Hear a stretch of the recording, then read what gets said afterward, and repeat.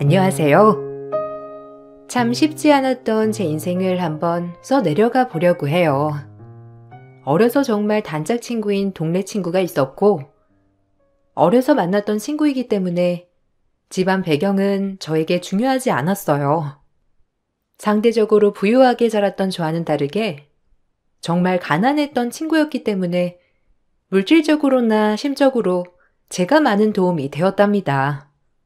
그 정도로 제 피부치처럼 여기며 지내기 시작했죠. 내 동생 먹을 것까지 챙겨줘서 고마워, 경혜야. 네 덕분에 굶주리지 않아도 돼서 너무 좋은 것 같아. 내가 살면서 다 갚을 테니 조금만 기다려줘. 가족한테도 이렇게까지 하기 힘든데 항상 양보해주고 먼저 챙겨주려고 해서 너무 고맙다. 아니야, 우린 자매나 마찬가지잖아. 언제든 나한테 기대해. 우리 우정 알지? 나이 먹어서도 우리 우정 영원하기다. 당연하지. 우리 우정은 죽을 때까지 영원할 거야. 나한테 네가 옆에 있다는 게 얼마나 큰 힘이 되는지 몰라, 너는. 친구와 그렇게 전 평생 우정을 다짐했는데, 그러던 어느 날 갑작스러운 아버지의 사업 실패로 빚쟁이에 쫓기는 삶이 돼버렸고, 운명은 얄궂게도 흘러가더라고요. 저희 집보다 한참을 못 사는 친구네 집은 갑작스러운 땅 개발로 인해 돈방석에 앉아버렸죠.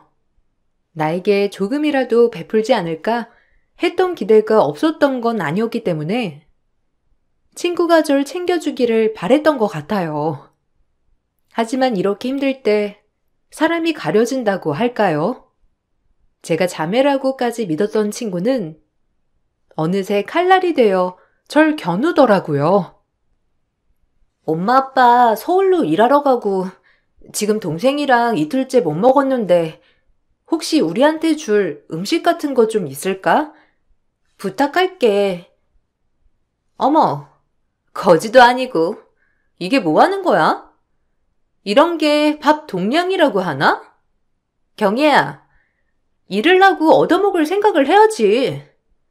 어떻게 그렇게 날로 먹으려고 하니? 너도 참 인생 쉽게 살려고 한다. 너희 집 망한 건 안타깝지만 아무 물정도 모르는 네가 그래도 이 사회에서 뭐라도 해야 하지 않겠니? 인생 쉬운 거 아니니까 얻어먹을 생각 말고 네가 직접 발로 뛰며 돈을 벌어. 너 정말 내 친구 맞니? 내가 그렇게 너 어려울 때 물심양면 도와줬는데 어쩜 너는 친구라는 게 말을 그따위로 할 수 있어? 우리가 친구였나? 난 한 번도 널 내 친구로 생각한 적 없어. 그러니까 내가 너 도와줄 거라고 착각 마. 너만 어려운 거 아니거든. 세상에 어려운 사람이 얼마나 많은데 내가 널 따로 왜 챙겨주겠니? 이제라도 이 사회가 얼마나 냉혹한지 넌 좀 배울 필요가 있어. 그동안 부잣집 공주님으로 많이 누렸으면 고생 좀 해봐야 하지 않겠니? 널 위해서란다. 집안이 망한 것도 서러운데 믿었던 친구는 저렇게 돌변했어요. 전 그렇게 고등학교도 가지 못하고 멀리 일을 하러 가신 부모님을 대신해 동생을 먹여 살리기 위해 닥치는 대로 일을 하기 시작했고, 친구의 어머니는 저를 안쓰러운 사정을 듣고 본인의 집에서 일을 할 것을 권유하였답니다. 친구와 한 집에서 있으면서 식모살이하는 제 모습을 보여주고 싶진 않았다만 그땐 저의 선택지는 없었어요. 동생을 먹여 살리기 위해서 부모님이 돌아오시기까지 최대한 우리 둘이 잘 살아야 했거든요. 경혜야, 얘가 참 철이 없지? 자기가 너한테 받은 건 생각 못하고, 에휴, 아줌마가 너 소식 듣고 얼마나 마음이 안 좋았는데, 오갈 데도 없다고 하니까 여기 방에서 동생이랑 묵으면서 우리 집안일도 봐줘. 아줌마가 돈은 넉넉히 챙겨줄게. 동생도 동생이지만 너도 얼른 돈 모아서 학교 다녀야 하지 않겠어? 그동안 네가 우리 딸 챙겨준 거 아줌마는 절대 잊지 않을 거야. 아줌마, 감사합니다. 수정이가 갑자기 저렇게 변한 게 이해는 가지 않지만 그래도 아줌마가 제 마음을 알아줘서 감사해요. 그래, 애가 철이 없어서 그래. 자기 어려울 적 생각 못하고 쟨 왜 저런지 모르겠다 정말. 불편하지 않게 아줌마가 중간에서 조율 잘할 테니까 너도 마음 편하게 지내. 그래야 엄마 아빠도 얼른 돌아오시고 동생 학교도 보내지 않겠니? 감사합니다, 아줌마. 아줌마 아니었으면 아마 지금 갈 데도 없고 동생이랑 큰일 날 뻔했을 거예요. 제가 이 은혜 잊지 않을게요. 아니야. 네가 우리 힘들 때 얼마나 먹을 걸 갖다 주고 챙겨줬니? 아줌마도 너한테 너무 고마워서 그래. 그러니까 힘내자.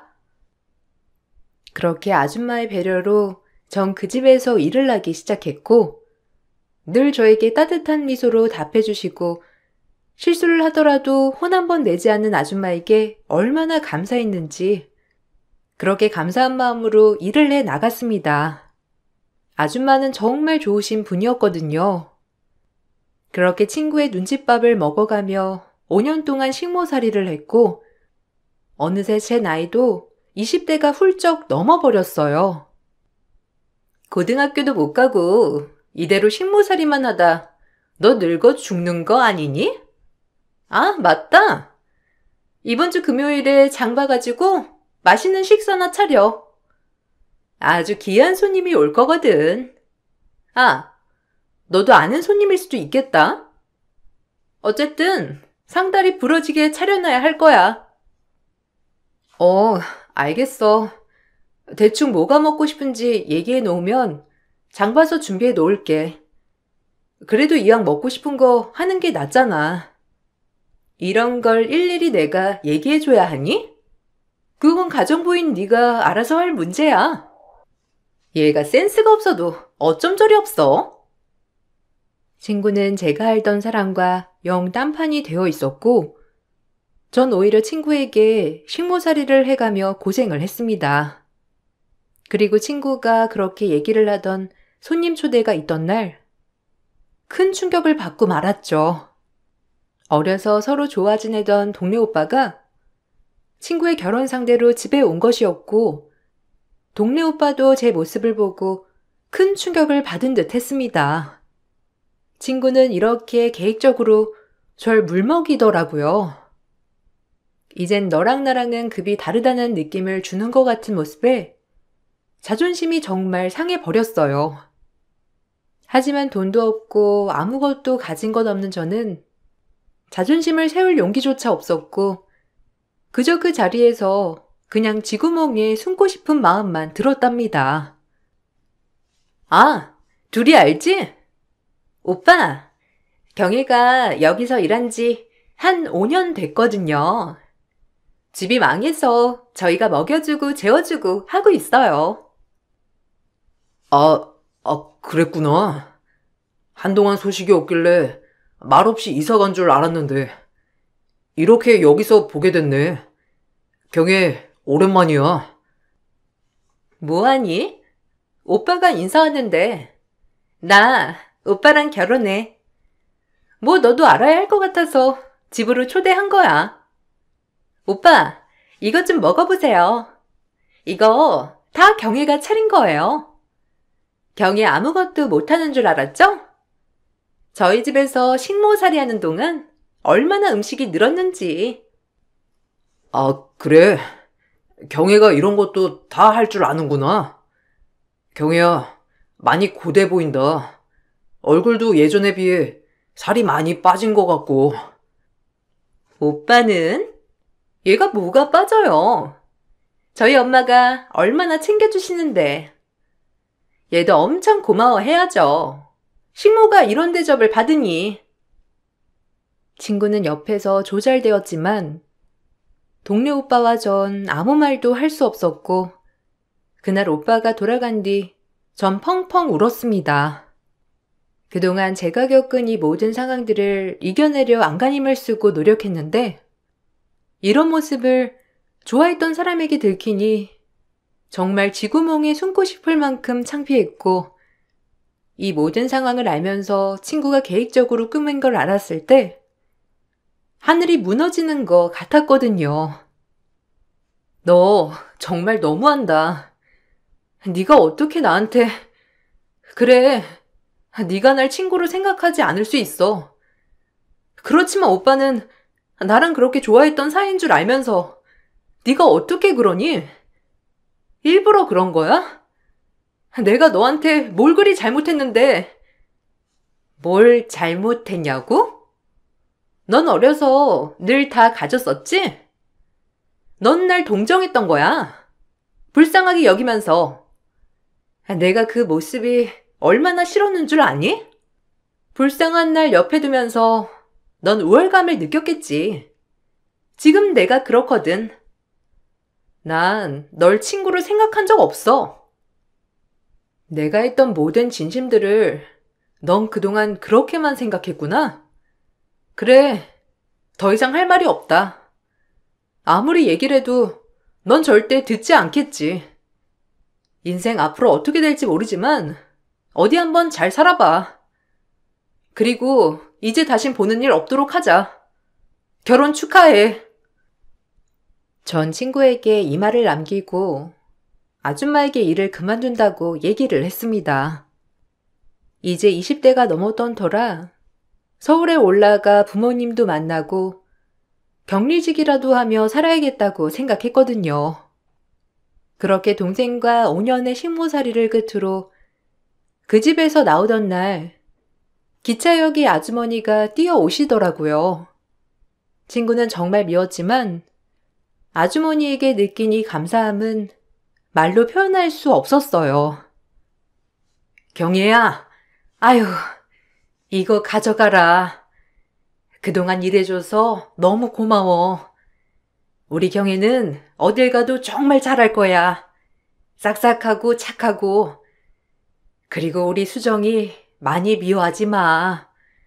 애가 참 너무 없이 자라다 보니까 저런 감정까지 생겼나 보더라. 언젠가 너한테 미안하다고 할 날이 올 거야.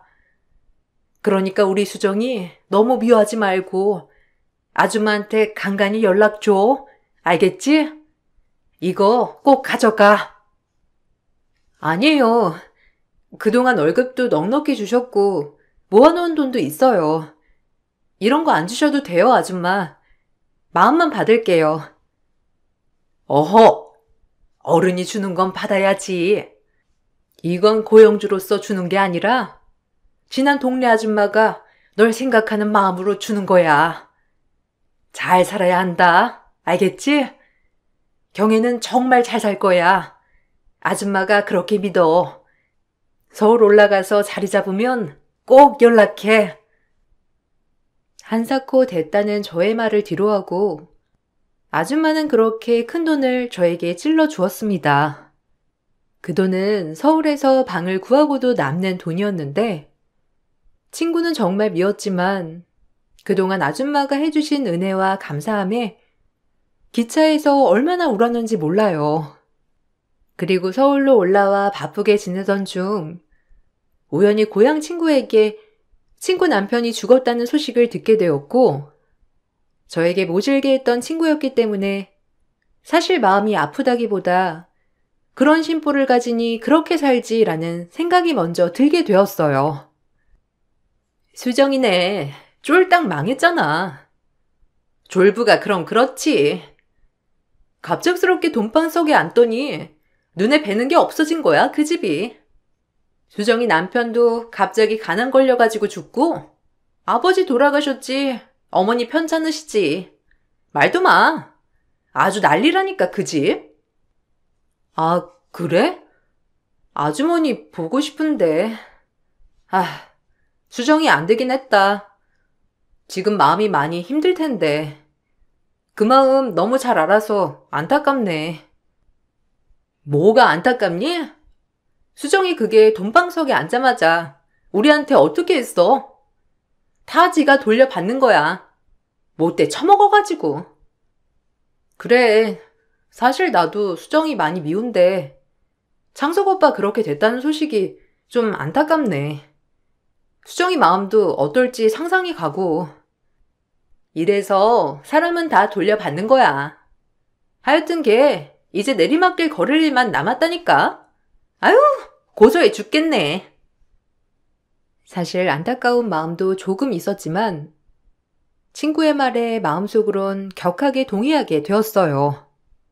그 소식을 마지막으로 친구의 소식은 들을 수 없었고 중간에 저에게 잘해주었던 아주머니가 생각이 났지만 친구의 얼굴을 떠올리며 그냥 묻어두었죠. 그리고 전 가난하지만 제 할 일을 열심히 하며 살았고 결혼도 하여 아이들까지 낳았답니다. 없는 살림살이 확 펴지진 않았어도 그래도 남에게 피해를 끼치는 정도는 아니었고 이렇게 평범하게 살 수 있다는 것만으로도 참 행복하더라고요. 비록 아침부터 저녁까지 일을 해야만 하루하루 먹고 사는 정도였지만 그래도 이렇게 아이들을 보고 사는 것이 참 좋았어요. 아유, 그래도 남편이 넌 그렇게 다정하니까 참 좋겠다. 너랑 네 애들밖에 모르잖아. 어쩜 그리 시집을 잘 갔니? 지금 돈 없는 건 나중에 다 벌면 돼. 돈은 있다가도 없고 없다가도 있는 거잖아. 너네처럼 착실하게 사는 게 최고라니까. 에이, 너도 잘 갔으면서. 우리 신랑 정말 착하지. 가정적이고. 게다가 정말 애들한테도 너무 잘하니까. 그때 그 동네 오빠랑 너 결혼 안 하길 천만 다행이야. 우리만 아는 사실이지만 그래도 그 오빠가 널 좀 좋아했니? 그런 얘기를 뭐하러 해. 수정이 잘 지내려나? 벌써 우리도 40이 넘었는데 어떻게 살고 있을지 궁금은 하네. 뭐 걔야 그 심보로 어디 가서 잘 살겠니? 다 지가 돌려받는 거지. 난 아직도 걔가 너한테 했던 것만 생각하면 아휴. 됐어. 다 지난 일인데 뭐. 수정이도 그동안 많이 힘들었을 거야. 아줌마도 한 번쯤 찾아뵙고 인사드려야 하는데 아직까지 사는 게 확 나아지지 않아서 찾아뵙기도 뭐하네. 수정이도 만나기 그렇고 시간이 다 해결해 주겠지 뭐. 그래도 가끔 아주머니 때문이라도 친구가 생각은 나더라고요. 뭐 잘 지내고 있나? 아프진 않나? 아주머니는 어떻게 지내시려나? 중간에 아주머니를 찾아보려고도 했지만 집이 망했다는 그 이유로 소식을 땅 끊고 고향을 떠났다고 했기 때문에 찾을 순 없었어요. 저 역시 여유가 있는 형편이 아니었기 때문에 매번 망설여지는 것도 사실이었고요. 그러던 어느 날 일을 마치고 집으로 돌아가는데 현관 앞에 허름한 옷을 입은 여성이 서 있더라고요. 멀리서 딱 봐도 누군지 짐작할 수 있는 모습이었어요. 나야, 수정이. 놀랐지? 갑자기 찾아와서 미안하다. 생각나는 사람이 너밖에 없는 거야. 정말 염치 없는데 어쩔 수 없었어. 어쩐 일이야? 그러게. 갑자기 이렇게 찾아오니 놀랐네. 우리 집은 어떻게 알았어? 우리 그 이후로 만난 적도 없잖아. 성은이한테 물어봤어. 간간히 성은이랑은 연락은 했거든. 너 잘 살고 있다고도 들었고 그땐 정말 미안했어. 이제 와서? 됐고 난 너한테 할 말 없으니 돌아가. 서로 피차 얼굴 보고 웃으며 안녕하는 사이는 아니잖니? 나 들어가 볼게. 아, 잠깐만. 엄마가 돌아가셨어. 근데 영안실에 계시는데 장례비가 없어서 너한테 온 거야. 정말 미안하다. 나도 참 염치 없는 거 알고 내가 너한테 어떻게 했는지 다 아는데 너만 생각났어, 정말. 미안해. 나 정말 어이없는데 한 번만 봐줄래? 지금 엄마 시신도 수습 못하고 이런 얘기할 사람은 없고 나 되게 웃기지. 근데 지금은 자존심이고 뭐고 절실하거든. 친구의 말에 심장이 아래로 떨어지는 것 같았습니다. 친구와의 앙숙은 엄청났지만 아줌마가 돌아가셨다는 소식이 얼마나 마음이 아프던지 그 자리에서 오열을 하고 말았어요. 돌아가시기 전에 한 번이라도 찾아뵐 걸이라는 생각이 들면서 정말 후회가 되더라고요. 친구가 용서되진 않았지만 저에게 정말 잘해주셨던 아줌마였기 때문에 제 마음이 가는 대로 행동했습니다. 절대 여유 있는 상태도 아니었고 애들이 대학 입학을 할 때라 돈이 많이 들어갔던 터라 저 역시 힘든 상황이었지만 주저할 수 없었어요. 그게 아줌마에 대한 예의라고 생각했고 더 이상 생각할 겨를도 없었죠. 다행히 남편은 제 모든 선택을 지지해주면서 응원해 주었고 그런 남편에게 더욱더 고마웠습니다. 그리고 친구 또한 저의 행동에 정말 머리를 조아려 고맙다고 하더라고요. 이게 내가 가진 전부야. 이 돈이면 그래도 장례는 치를 수 있을 거야. 나 잘 찾아왔어. 아줌마 가시는 길 외롭지 않게 해야지. 너무 고맙다 정말. 내가 너한테 그렇게까지 했는데 이렇게 해주는 게 너무 고마워. 그동안 너무 미안했어. 됐어. 네 사가 받자고 이렇게 하는 거 아니고 아줌마 생각해서 이렇게 하는 거야. 아줌마 편히 보내드려야 할 거 아니야. 너한테 할 말이 없다. 다 갚을게 경혜야. 예전처럼 모른 척하지 않을 거니까 걱정 안 해도 돼. 이 돈은 꼭 갚을게. 아니, 됐어. 갚지 않아도 돼. 그냥 내가 해주고 싶은 거니까. 그리고 너 마음 잘 추스르고 용기 잃지 않았으면 좋겠다. 우리가 아무리 앙숙 사이가 깊어도 이 정도 응원은 해도 되는 사이잖아. 마음 약해지지 말고 지금부터 이 악물고 살아. 전 친구의 사과를 뿌리치고 홀어머니 장례비가 없어 시신도 못 거두는 친구에게 아등바등 모은 제 적금 800을 깨서 건넸어요. 그리고 장례식에 참석하여 아줌마에게 죄송하다고 목 놓아 울었답니다. 그래도 이렇게 마지막 가시는 길 편히 인사드리니 마음은 참 편하더라고요. 그리고 정말 미웠던 친구였지만 그렇게 허름한 모습으로 절 찾아왔었다는 게 너무 마음이 아팠어요. 그리고 그 미움을 모두 내려놓고 친구가 제발 잘 살았으면 좋겠다고 마음을 먹게 되었죠. 용기 내서 잘 살아. 그리고 뭐래도 넌 악바리가 있어서 잘 살 거야. 그러니까 용기 잃지 말고 살아. 난 그럼 갈게. 너무 고마웠어.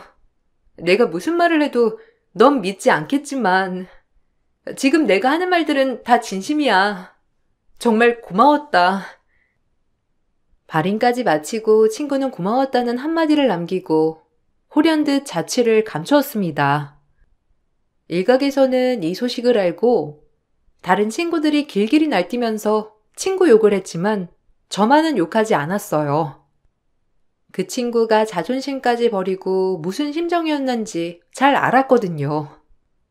다시 자취를 감췄다고 한들 그 돈이 아깝지 않았고 친구가 돈을 갚지 않아도 된다고 생각했어요. 아주머니 가시는 길 그 돈이 전혀 아깝지 않았거든요. 그나마 제 덕분에 아주머니 시신을 거둘 수 있었다면 그게 그저 좋은 일이라고 생각했어요. 염치도 없는 게 어떻게 널 찾아와? 내가 그날 장례식에서 너 와 있는 거 보고 얼마나 어이가 없었는지. 성은이가 알려준 거라며? 성은이한테 다 들었어.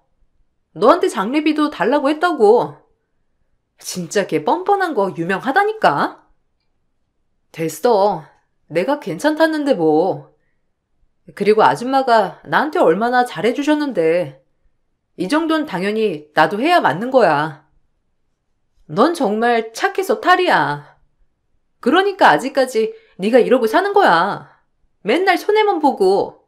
아유, 너 네 아들 등록금 어쩔래? 뭐 식당 같은데 값을 알아봐야지. 남편도 백방으로 지금 알아보고 있어. 그러니까 너무 걱정 말고 흥분하지 마. 아들의 대학 등록금을 친구에게 모두 줘버렸기 때문에 전 이리저리 돈을 알아봐야만 했고 그렇게 백방으로 바쁜 나날을 보내고 있었어요. 원래 일을 했던 식당 사장님의 도움으로 가부를 받아 아들의 대학 등록금을 마련할 수 있었고 그렇게 세월은 또 흘러 수년이 지났어요. 한참 대학 생활을 하는 아들과 고등학생인 딸이 있었기 때문에 전 일을 멈추지 않아야 했고 여전히 식당 종업원으로서 열심히 일을 해 나갔습니다. 넉넉한 형편은 아니었지만 그래도 이렇게 먹고 살 수 있음에 감사하는 나날이었어요. 그리고 한 예약 테이블에서 저 좀 불러달라고 하는 손님이 있다고 하였는데 참 이상했습니다. 아, 저기 4번 테이블에서 경혜 씨 찾는데? 이름까지 알고 있는 거 보면 서빙을 아주 잘했나 봐, 경혜 씨가. 얼른 가봐요. 아, 네. 이름까지 알려준 적은 한 번도 없는데 그래도 감사하네요. 직접 절 찾아주시고 제가 오늘도 서빙 잘해볼게요. 아주 본세가 엄청나더라고. 오늘 팁도 받을 것 같아. 경혜 씨가 일 한번 엄청 잘하니까 이런 손님도 다 있네. 사장님의 말에 예약방으로 들어간 순간 한 페도라를 써서 얼굴이 잘 안 보이는 중년 여성이 저에게 명함 한 장을 내밀었고 그 명함을 내밀고 제가 받는 순간 기구한 내 생에 말도 안 되는 일이 펼쳐지기 시작했습니다. 정말 반전의 일이 일어났거든요. 나야, 경혜야. 미안하다. 지금에서야 찾아와서. 정말 바쁘게 지냈어. 너한테 꼭 은혜를 갚고 싶었거든. 여전히 넌 열심히 살고 얼굴에 구김살 한 번 찡그리지 않고 주어진 삶을 사는구나. 정말 미안하고 고마웠어, 경혜야. 아니, 너는... 그리고 내가 여기 일하는 걸 어떻게 알고... 그건 그렇고 넌 잘 지내고 있었니? 하긴 이 정도면 잘 지냈겠지. 왜 이제 찾아왔어? 그러지 않아도 네 소식 정말 궁금했는데 그래도 지금 잘 살고 있는 것 같아 내가 다 안심이고 마음이 놓인다. 저에게 명함을 건넨 건 다름 아닌 수년 전 저에게 엄마의 장례비를 요구했던 한때 제가 자매라고 생각했던 친구였고 명함엔 어여시 한 회사를 대표하는 대표직 명함을 가지고 있었어요. 그리고 알아보니 그 회사는 작은 벤처기업으로 시작하여 갑작스럽게 커진 회사 중에 하나였습니다. 제가 얼떨떨해하고 있자 사장님을 불러다가 저와 얘기를 하겠다고 따로 얘기를 하는 친구였어요. 물론 제가 일하는 시급은 본인이 주겠다고 하면서 사장님께 정중히 양해를 구했고 제가 생각했던 모습과는 전혀 달라져 있었죠. 정말 네 생각 많이 났어. 참 철없이 어릴 때 내가 너한테 못되게도 많이 굴었지? 미안하다. 너 그렇게 우리 집 일 관두고 서울로 가버리고 나서 얼마나 후회했는지. 엄마한테 혼나기도 참 많이 혼났는데 너한테 못되게 하고 나 벌 받았지 뭐. 남편 죽고 엄마 아프고 아빠 돌아가시고 갑작스럽게 부자 된 집, 그 집도 망해버리고 진짜 다 벌 받았다고 생각해. 그런데도 네 생각만 나더라. 그래도 염치 없으니까 찾지도 못했는데 엄마까지 돌아가시니까 너만 생각나는 거야. 나 참 웃기지? 내가 너한테 그렇게 못되게 했는데 네가 나한테 베푸는 거 보고 그때 반성 진짜 많이 했고 다짐했어. 너 때문에 도와준 거 아니야. 너희 엄마가 나한테 얼마나 잘해주셨니? 아줌마한테 최소한의 예의인 것 같아서 그랬던 거야. 어찌됐던 너한테 꼭 가고 싶었어. 그땐 내가 철이 없어서 널 외면했지만 이젠 아니야. 정말 반성 많이 했거든. 친구는 절 도와주고 싶다고 했고 저도 눈물이 났습니다. 이제야 제 어릴 때 친구로 돌아온 것 같아 반가운 마음도 들었고 친구의 돌아가신 엄마도 생각이 나면서 서로 그날 얼마나 울었는지 몰라요. 그리고 친구는 본인이 했던 말을 지키려고 저에게 8천이라는 돈을 입금하더라고요. 제가 이 돈을 받고 소스라치게 놀라자 친구는 저에게 한마디 하였어요. 네가 나한테 어려서부터 베풀어준 값어치에 비하면 한없이 작다. 네가 나한테 준 800만 원이 너한테 어떤 돈인 줄 나 알고 있었어. 너도 빠듯이 살면서 모든 돈을 내어줬을 때 그때 정말 내가 너한테 부끄럽고 무슨 짓을 했는지 생각나더라. 그래도 이 돈은 너무 커. 8천이라니. 됐어.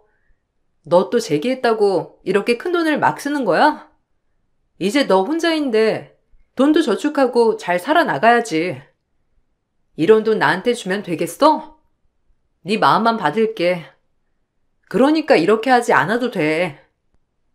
네가 생각한 것보다 나 정말 잘 살고 있어. 이 돈이 다가 아니라 내가 앞으로도 너한테 정말 잘할 거니까 그리 알아. 내가 또 누가 있니? 남편 죽어, 자식이 있어, 챙길 부모가 있어.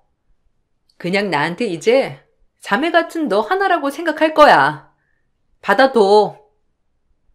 너무 부담스러워 한사코 거절했지만 친구는 꼭 받아달라며 돈을 주었고 염치 없게도 어려웠던 저는 그 돈을 받았습니다.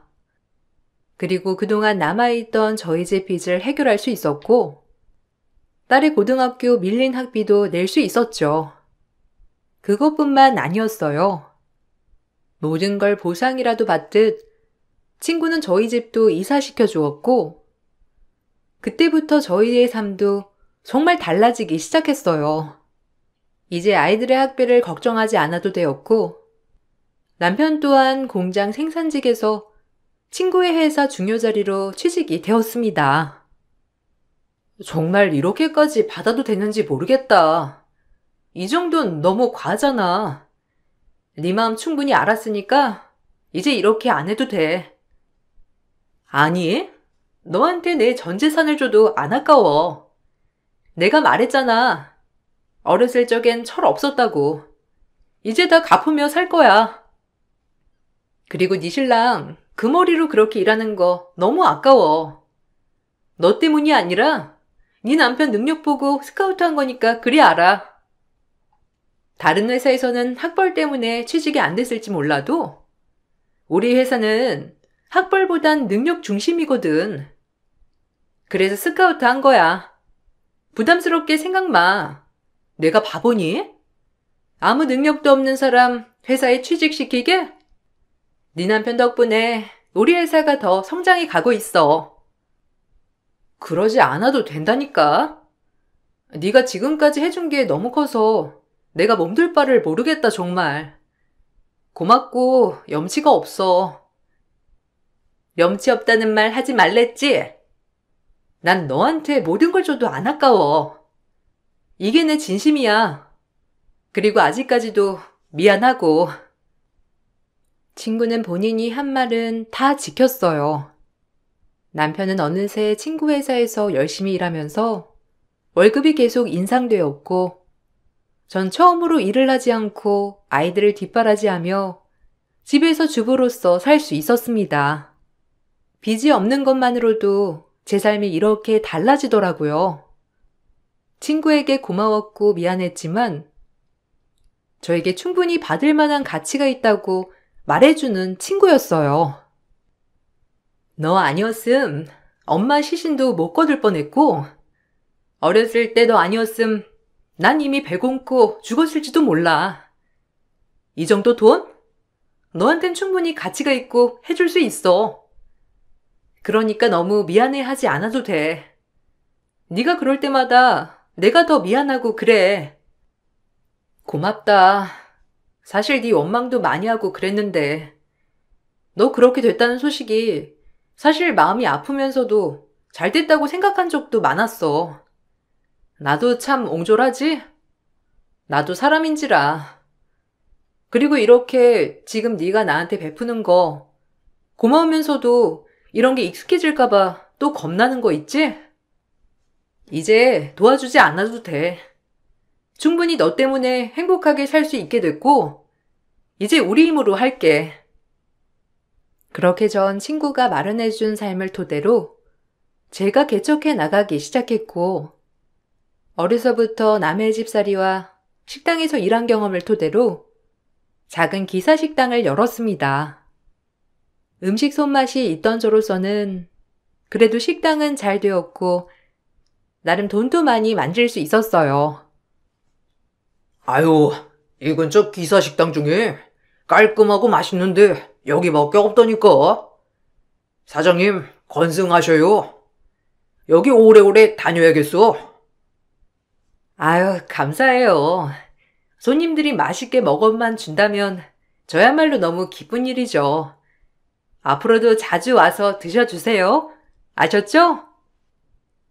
친구가 이렇게 되기까지 길을 터주어서 될 수 있는 것이라고 전 잊지 않고 생각하며 지금까지도 고마워하고 있어요. 그리고 친구가 갚아준 빚의 일부를 친구에게 다시 되갚았답니다. 그래야 저도 친구 얼굴을 떳떳이 볼 수 있을 것 같았거든요. 친구가 해준 게 많아 완전히 대등한 위치는 아니었지만 그래도 이 정도는 해야 저도 친구로 지낼 수 있을 것 같은 마음이었죠. 수정씨 아니었으면 우리가 이렇게 살 수 있었을까? 당신이 돈을 어느 정도 갚았다고 해도 참 고마운 분이야. 그러니까 수정이한테 나도 더 잘해야지. 우리가 돌고 돌아 만난 인연이기도 하고 이렇게 되기까지 쉽지 않았거든. 아휴, 이러지 않아도 된다니까. 너도 참. 하여튼 빚지고도 못 사는 성격 여전하다. 고마워. 그리고 미안했고. 아니야. 우리 이제 다시 예전으로 돌아가는 거지? 서로에게 둘도 없는 친구 시절로 말이야. 너희 엄마가 봤으면 정말 좋아하셨을 거야.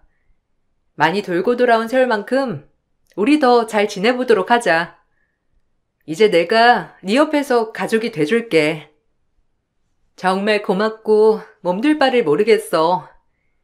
그래서 우리 엄마가 이런 걸 다 아시고 나한테 가족을 만들어줬나 보다. 우리 엄마 아니었으면 너랑 나랑 다시 만날 수 없었을 것 같거든. 나 용서해줘서 고마워, 경혜야. 앞으로 우리 더 잘 지내자. 전 그렇게 어렸을 적 친구를 되찾았고 지금은 둘도 없는 친구로 지내고 있어요. 때로는 가족처럼 친구처럼 말이죠. 어려서 친구가 좋은 게 그렇게 미워했음에도 불구하고 지금은 힘들 때 기쁠 때 항상 옆에서 힘이 되는 존재가 되어가고 있어요. 예전부터 이렇게 지내면 좋았겠지만 그래도 지금이라도 이런 관계를 유지할 수 있음이 저에겐 금 같은 시간이라고 생각해요. 참 그렇게 좋아했지만 한편으론 정말 미워했던 친구였고 돌고 돌아 이렇게 내 옆에 가장 믿을 만한 존재로 있어주는 친구가 너무 고맙습니다. 지금의 제 삶이 있기까지 정말 힘든 여정이었고 되돌아간다면 사실 주저하게 되는 인생이었지만 그래도 중년에 늦게나마 다시 친구를 찾은 일 그리고 제 자식들에게 부끄러운 부모가 되지 않고 자식들이 하고자 하는 것을 잘 지원해 줄 수 있는 부모가 됐다는 점에서 제 자신을 칭찬해주고 싶어요. 앞으로도 친구와 이 우정을 유지하며 잘 지내고 싶은 마음뿐이에요. 굴곡 많은 제 인생 응원해 주시고 이 글을 들어주시는 모든 분들의 삶도 응원하겠습니다. 감사해요. 안녕하세요. 저는 양평에 살고 있는 42살 여자입니다. 요 몇 달간 정신없이 움직이느라 시간 가는 줄 모른 채 살아왔었는데요. 이제야 숨 좀 돌릴 수 있을 정도의 여유가 생겨 여러분들께 제가 겪어온 삶을 풀어보려 합니다. 10년 전에 남편을 알게 돼서 결혼까지 하게 되었고, 저희 부부가 어렵게 이어진 만큼 정말 열심히 살아가고 있었습니다. 저는 초혼이었지만 남편은 재혼이었거든요. 그리고 남자아이가 하나 있었는데 몸이 아픈 아이였어요. 그래서 저희 부모님이 심각하게 반대를 하셨죠. 이혼남과 결혼하는 것도 마음에 들어하지 않으셨는데 장애가 있는 아이까지 딸려 있으니 남편은 좋게 봐줬지만 제 삶이 힘들어지는 걸 원하지 않으셨기 때문에 더 이상의 인연을 만들지 않았으면 한다고 부탁까지 하셨습니다. 하지만 저는 이미 부모님께 결혼하겠다는 말을 꺼내기 전부터 아이와의 관계가 형성이 되어 있어서 크게 문제 삼지 않았었어요. 그리고 모든 걸 감수할 정도로 남편을 사랑하고 있었죠. 결국 오랜 시간 설득 끝에 부모님은 결혼을 허락해 주셨고 제가 잘 살아가길 바라셨네요. 남편의 전처는 아이한테 문제가 있다는 걸 알게 된 이후 태어난 아이를 불쌍하게 여기기보다 되려 육아를 포기한 채 밖으로 떠돌다가 결국 이혼까지 이어지게 되었다고 하네요. 이런 딱한 사정이 제 마음을 더 아프게 했던 것 같아요. 다른 사람들은 남편을 선택한 저를 이상하게 생각하실지 모르시겠지만 남편을 진심으로 사랑하기 때문에 모든 걸 감수할 수 있을 정도로 저는 마음에 준비가 되어 있었어요. 제가 며느리로 들어온 이후 시댁 식구들은 저를 정말 잘 대해주셨고 무난한 결혼 생활을 이어나갔습니다. 시댁 식구들도 아이를 돌봐주는데 두 손 놓지 않고 도와줬기 때문에 크게 무리될 건 없었습니다. 그런데 어느 날부터 시댁 식구들은 조금씩 저에게 많은 걸 바라셨어요.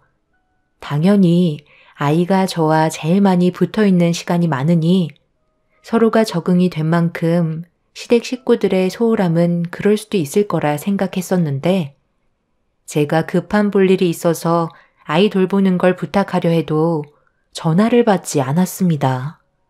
의도적으로 피하려는 시집 식구들의 행동이 눈에 보이기 시작하자 남편도 어느 정도 눈치를 채고 있었는지 주말에 시댁 식구들과 한자리에 모여 식사를 하면서 남편이 먼저 대화를 이어나갔습니다.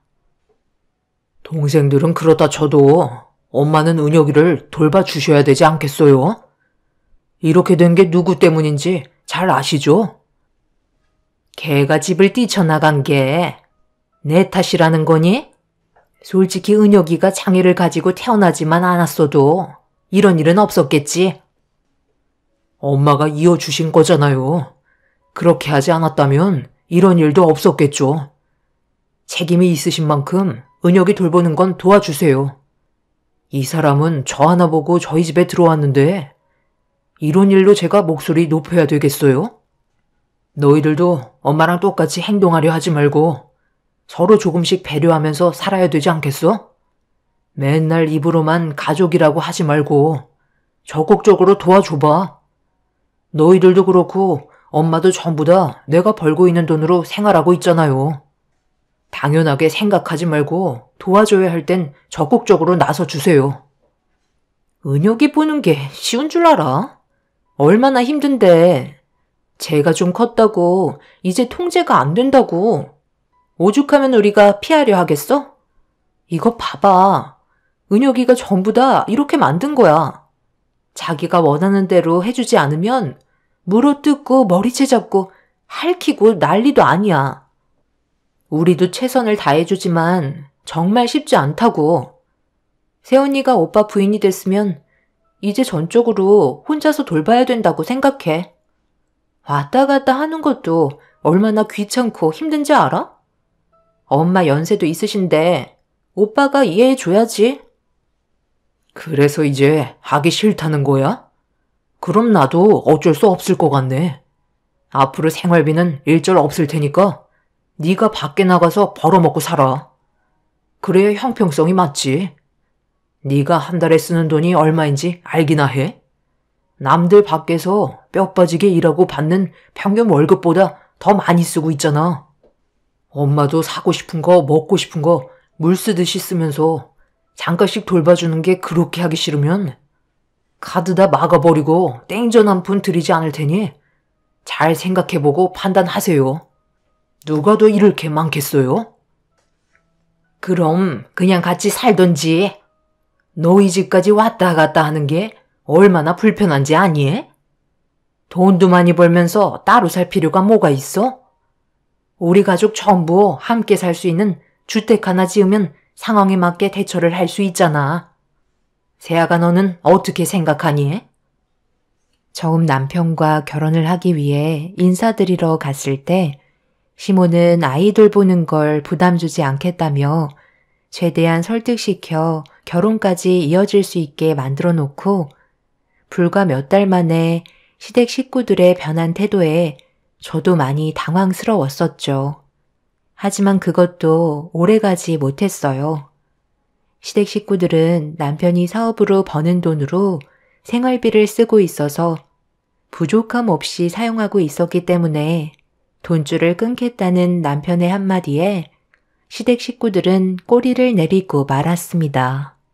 당연히 제가 아이한테 새엄마라 더 많은 시간을 보내는 건 당연하지만 급한 볼일이 있어서 도와달라고 부탁을 하려면 꼭 다른 이유를 대셨어요. 그렇게 되니 저도 기분이 좋지는 않았었죠. 남편의 아들은 정신질환 장애가 있어서 다른 애들과는 많이 달랐어요. 그래서 어린이집 보내는 것도 쉽지 않았습니다. 워낙 사고를 많이 쳐서 함께 생활하는 게 어린이집 선생님들 또한 두 손 두 발 드셨고 갑작스런 돌발 행동이 아이들에게까지 안 좋은 영향을 주게 되자 어린이집에서 거부하는 상황까지 이어지게 되었네요. 그렇게 되다 보니 결국 집에서 아이를 돌봐야만 했고 제가 희생해야 될 부분도 더욱더 많아졌었죠. 당연히 함께 있는 시간이 많아질수록 아이를 돌보는 건 정말 쉽지 않았어요. 도저히 알 수 없는 성격인 만큼 어떤 일이 벌어질지 모르기 때문에 항상 긴장의 끈을 놓지 않고 있어야 사고를 대비할 수 있었습니다. 남편과 연애할 때 잠깐씩 얼굴 보는 거와 다르게 결혼 생활은 너무나 달랐고 상당한 시간이 필요했었어요.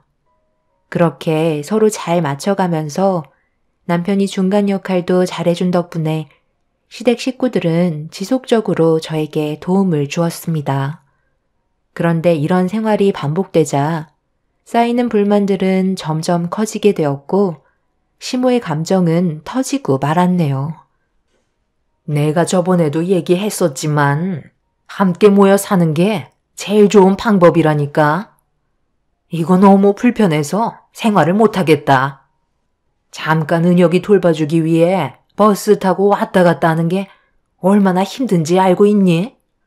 매번 이런 식이니까 당연히 스트레스가 뒤따라오는 거잖아. 말 나온 김에 서둘러 모두가 함께 모여서 살 수 있는 집을 좀 구하던지 건물을 올리든지 하면 좋겠는데. 저도 이 사람이랑 얘기 안 해본 거 아니에요. 그런데 지금 하는 일도 바쁜데 함께 살면 더 많은 일을 시키실 수도 있잖아요. 서로 도와가면서 하는 거지. 세아가 너는 어떻게 생각하니? 함께 지내는 게 모두에게 이득이 되지 않겠어? 우리가 언제까지 세언니 스케줄에 맞춰서 움직일 수는 없는 거잖아. 저희도 생활이 있는데 정말 많이 희생하고 있는 거라고요. 말 나온 김에 여기서 결정해줬으면 좋겠어요. 은혁이를 위해서라도 모두가 함께 지내는 게 불화를 만들지 않고 좋은 관계를 유지할 수 있는 방법이라고요.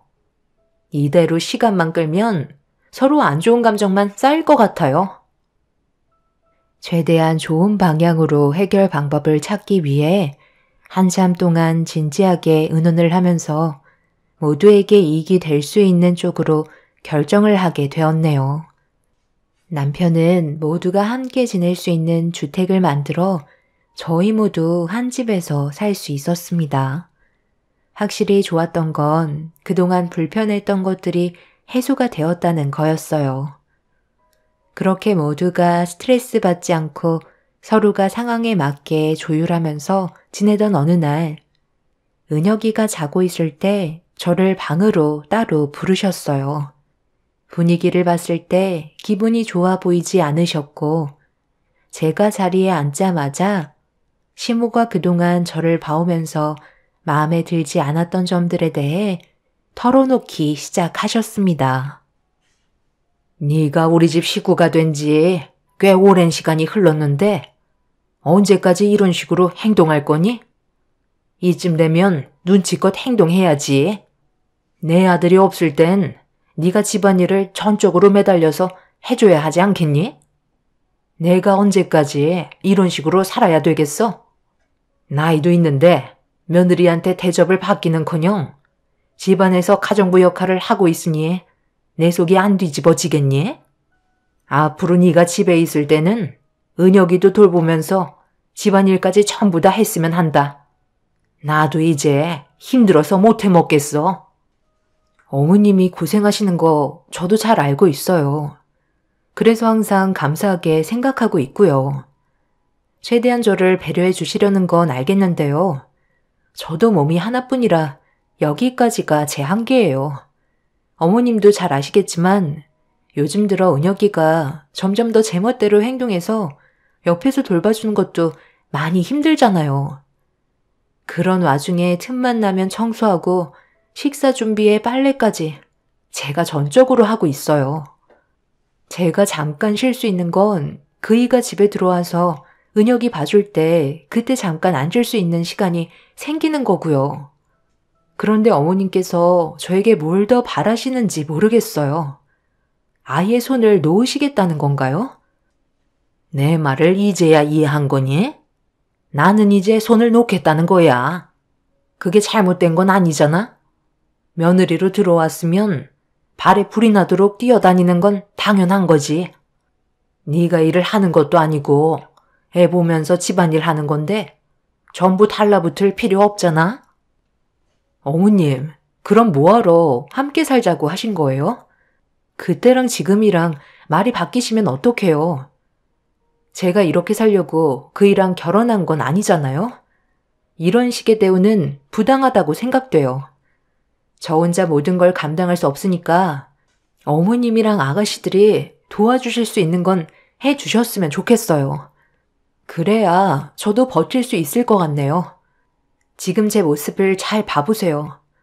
여자이기를 포기한 사람처럼 살고 있잖아요. 이런 대화 나눌 시간에 집안일 하나라도 더 했을 것 같네요.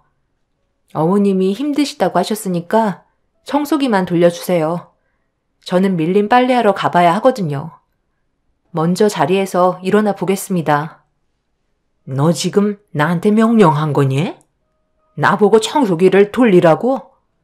방금 내가 한 말 못 들었어? 앞으로 너 혼자 다 하라고 했잖아.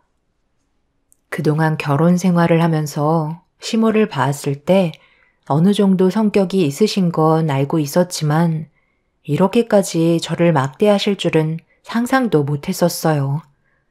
그동안 저에 대한 불만들을 입 밖으로 꺼내고 싶어 하셨지만 남편 때문에 참고 있었던 것 뿐이었네요. 시모의 진심을 듣게 된 저는 너무 큰 실망을 하게 되었고 소리치며 화를 내시는 모습은 제가 알던 시모가 아니었습니다. 집안이 떠나갈 정도로 목소리를 높이시는 바람에 은혁이가 잠에서 깨게 되면서 상황은 마무리가 되었지만 제 머릿속은 복잡해지기 시작했어요. 어떻게 하면 한 집에서 사는 동안 좋은 관계를 유지할 수 있을지 그게 제일 걱정이었습니다. 남편 하나 보고 모든 걸 희생하고 있는 저를 막대하신 시모가 너무 원망스러워 저 또한 서운함이 쌓이게 되었네요. 시모는 밖에서 볼일을 보고 들어온 아가씨들한테 좀 전에 있었던 일들에 대해 불만을 털어놓으면서 저에 대한 시선은 안 좋게 바뀌게 되었고 시댁 식구들은 남편이 있을 때와 없을 때의 변화는 감당하기가 힘들 만큼 저를 괴롭게 만들었어요. 한 공간에서 살다 보니 부딪히는 경우가 많아 지속적으로 마찰이 생겨서 결국 남편에게 시모와 아가씨들과의 갈등을 털어놨어요.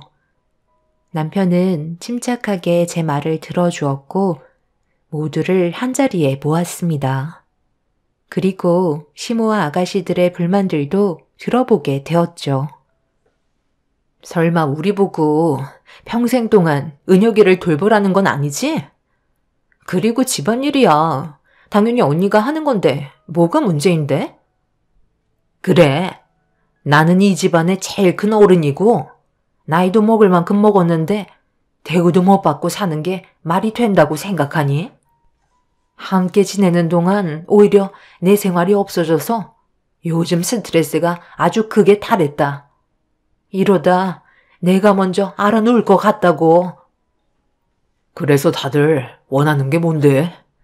너희들도 그렇고 엄마도 이제는 손가락 하나 까딱하지 않겠다는 거네요. 왜 또 그런 식으로 얘기하는 거야? 누가 그렇게까지 손을 놓고 있겠대? 그게 아니라 이제 비중을 줄이겠다는 거지. 그게 그거잖아요. 너희들도 엄마랑 같은 생각인 거지? 이 사람 혼자 뼈 빠지게 고생하는 건 생각 안 하고 자신이 힘든 것만 불만을 늘어놓고 있는 게 가족이 맞는 거야? 내가 이 집 지을 때 엄마랑 너희들한테 뭐라고 그랬어? 신중하게 결정한 만큼 전보다 더 많은 배려를 해줘야 한다고 분명 얘기했었는데 그때는 걱정하지 말라고 하더니만 이제는 이렇게 살기 싫다는 거지? 그럼 다 때려치우면 되겠네. 본인들이 누리는 건 생각도 안 하고 배만 불러서 이제는 하기 싫다? 그럼 인연 끊으면 되겠어. 나도 이런 분위기 만들고 싶지 않은데 이렇게 살 바엔 차라리 각자 흩어져서 사는 게 오히려 현명할 것 같네. 명절 때도 이 사람만 일 시키는 거 내가 모를 줄 알아? 동생이라는 것들이 만들어 놓은 거 주워 먹기만 할 줄 알지. 하나도 도우려 하지 않고 내가 움직일 때만 눈치 보면서 하는 척하는 거 내가 모를 거라 생각했어? 지금 상황 파악이 전혀 안 되는 것 같은데 이 사람이 나랑 헤어지겠다고 하면 그때 누가 제일 많이 피해를 볼 것 같아? 우리 가족이 제일 많이 힘들어진다고. 엄마는 은혁이 감당되시겠어요? 너희들도 지금 누구 때문에 밖에서 마음 편히 볼일 볼 수 있는지 잘 좀 생각해봐. 남편이 화를 내면서 큰 소리 치자 시모와 아가씨들은 한마디도 하지 못한 채 시선을 회피하고 있었네요. 결국 시댁 식구들은 본전도 찾지 못한 채 각자 방으로 들어가 버렸고 더는 아무 말도 하지 않은 채 그날 이후 남편이 분담해준 대로 집안일을 할 수밖에 없었습니다. 그렇게 하지 않으면 인연을 끊을 거라는 충격적 말은 시댁 식구들에게 가혹할 정도로 심한 말이었어요. 금전적인 지원이 전부 끊긴다는 건 고생을 사서 해야 된다는 거였죠. 밖에서 일을 하기 싫은 아가씨들은 더 이상 불만을 표출하지 않고 묵묵히 시키는 대로 움직였어요. 시모 또한 더는 문제를 제기하지 않았죠. 하지만 시댁 식구들과의 관계는 좋아지지 않았습니다. 서로 웃으면서 지낼 수 있는 사이로 발전하지는 못했었어요. 시집 식구들은 억지로 살고 있는 거였죠. 저도 힘든 건 마찬가지였지만 그렇다고 똑같이 행동할 수는 없기 때문에 언제나 활기차고 적극적인 모습으로 행동하면서 시집 식구들에게 살갑게 다가가려 노력을 지속적으로 하고 있었습니다. 그렇게 주어진 환경에서 열심히 살아가던 도중 시모가 전화 한 통을 받았는데 핸드폰을 떨어뜨렸고 그 자리에 주저앉아 버렸어요. 초점을 잃어버린 얼굴로 넋이 나가 있자 핸드폰을 들어 수화기에서 들려오는 남자분의 목소리를 들으며 무슨 이유 때문에 전화를 했는지 다시 물어본 순간 저 또한 믿을 수 없는 말을 전달받게 되면서 충격에 헤어나오질 못하게 되었네요. 남편이 퇴근을 하고 집으로 돌아오던 도중 중앙선을 침범한 음주운전 차량과 정면 충돌이 이루어졌고 사고 현장에서 남편이 세상을 떠나게 되었다는 충격적인 소식이었네요. 전혀 예상하지 못했던 상황이라 어떻게 해야 할지 몰라 아무것도 못하고 있는데 주저앉아 오열을 하고 계신 시모가 저에게 다가오시더니 갑자기 제 머리채를 잡으며 난리를 치기 시작하셨어요. 저 때문에 세상을 떠난 거라고 모든 걸 제 탓으로 돌리고 있었습니다. 남편을 잃은 충격이 너무나 컸는지 시모의 말이 제 귀에 잘 들어오지 않았고 머리채를 잡히고 있는데도 아무런 느낌도 들지 않았습니다. 한순간에 집안의 가장이 무너지게 되었고 원하지 않는 장례식을 치러야만 했어요. 그런데 문제는 남편이 세상을 떠나고부터 시작이 되었네요. 장례를 끝내고 앞으로 어떻게 살아가야 할지 걱정을 하고 있는데 저희 부모님이 찾아오셨어요.